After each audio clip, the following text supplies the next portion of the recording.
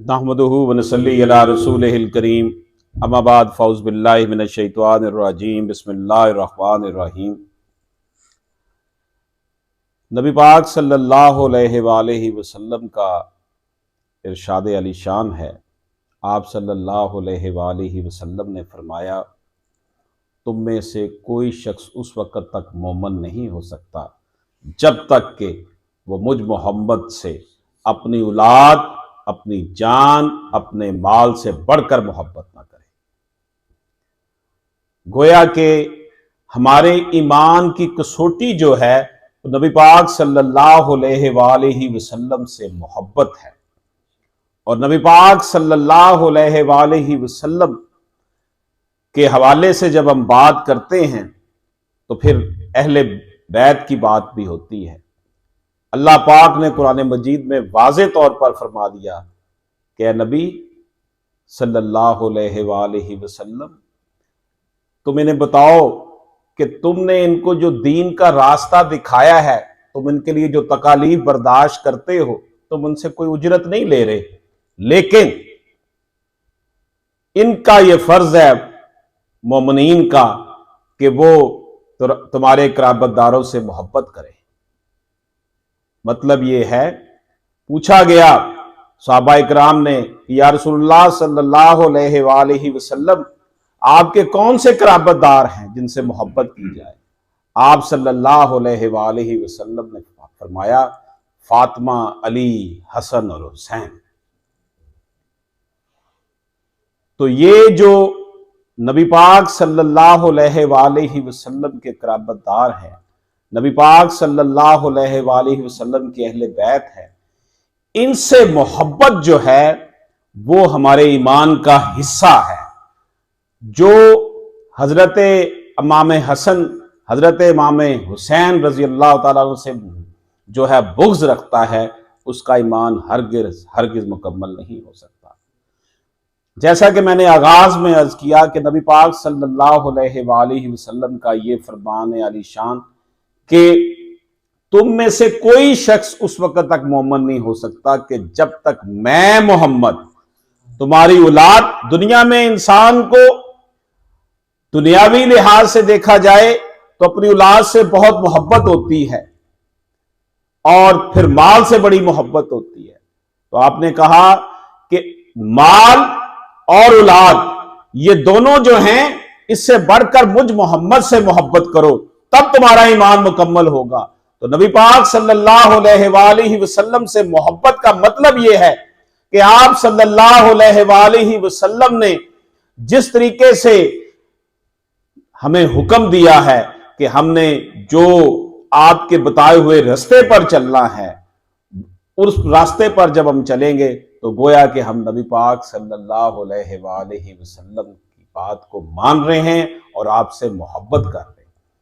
जिससे मोहब्बत की जाती है उसकी एक एक अदा को अपना लिया जाता है। और मुसलमानों के पास तो अल्लाह ताला ने जो नबी पाक सल्लल्लाहु अलैहि वसल्लम की सूरत में हमें एक अजीम हस्ती अता फरमाई, इसके अलावा तो हमारे पास कुछ है ही नहीं। देखें, क्रिश्चियनिटी को देख लें, यहूदियों को देख लें, तमाम मज़ाहिब जो है वो अल्लाह को एक मानते हैं। हत्ता के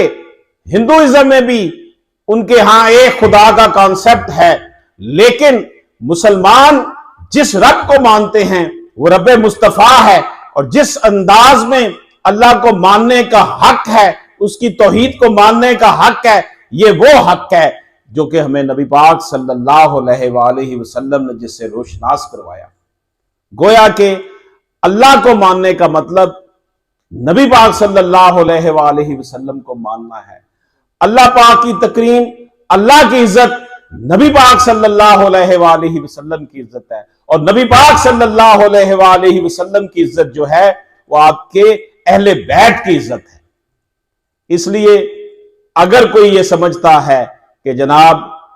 अहले बैत से मोहब्बत के बगैर, नबी पाक सल्लल्लाहु अलैहि वसल्लम से मोहब्बत के बगैर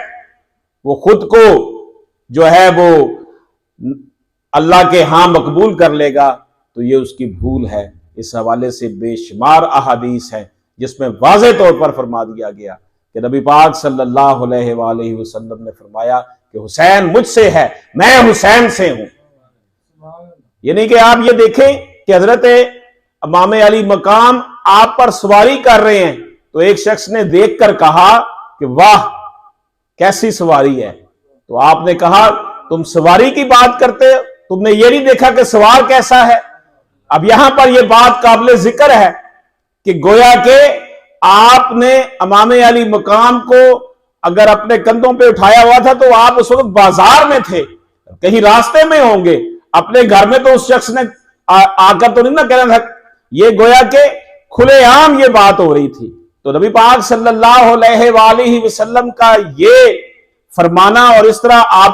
امام علی مقام کو عزت و تکریم دینے کا مطلب یہ ہے کہ یہ ہمارے لیے